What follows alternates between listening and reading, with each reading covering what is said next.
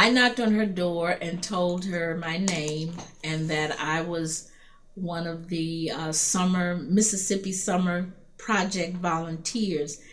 And she said, "Are you a freedom rider?"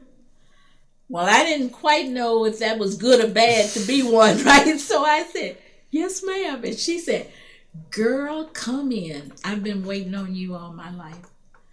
And that was the beginning of the Laurel Project. I went in, she said, "Yes, I want you all here. I will get the housing for you all."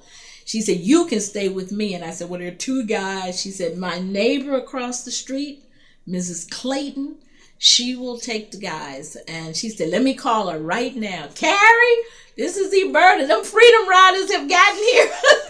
That was the beginning of the project. I mean, we went back, got our stuff from Hattiesburg, and came, and I moved in with Mrs. Spinks.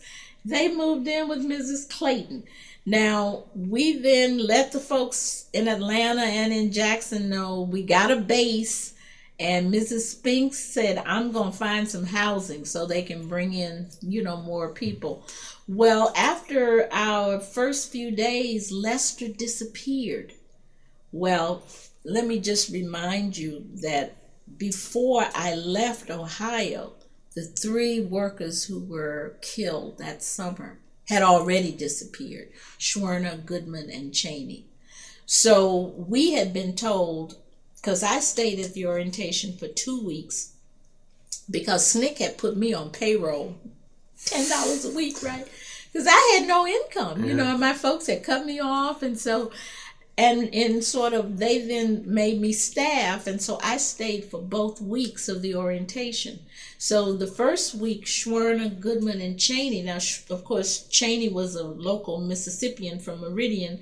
Schwerner had already been working there for over a year, but Cheney was the new volunteer like the rest of us. And we had waved that whole group of 500 people off as they took off in the cars and things going.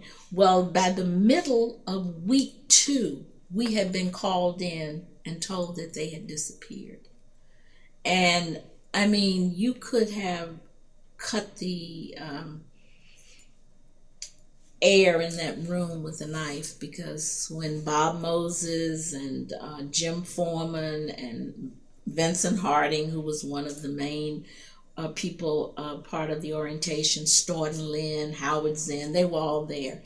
And they called the 400 or so of us into the auditorium and said, "These 3 are missing, and we are assuming that they are dead, because there is no way that they would be missing for 2 or 3 days and not make contact." And the FBI had been brought in already, and the Attorney General had been calling, and of course the sheriff had to lie that they had let them out and they don't know what happened to them. So they said, "They're dead. We can tell you they are dead." Well, we all about died right on the spot, So anyway, they gave us, said, "Look, if you don't want to go, we understand.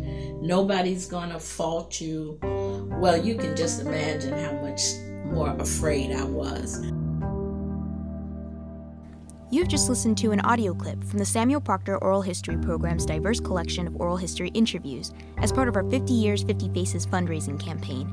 In the last 50 years since the program's founding in 1967, SPOHP has collected over 7,000 interviews, as well as provided equitable fieldwork opportunities for students. To support our program's mission to document the voices of people from all walks of life, visit our donation page through the link in the description, or visit our website at oral.history.ufl.edu. That's oral.history.ufl.edu. SPOHP. One community, many voices.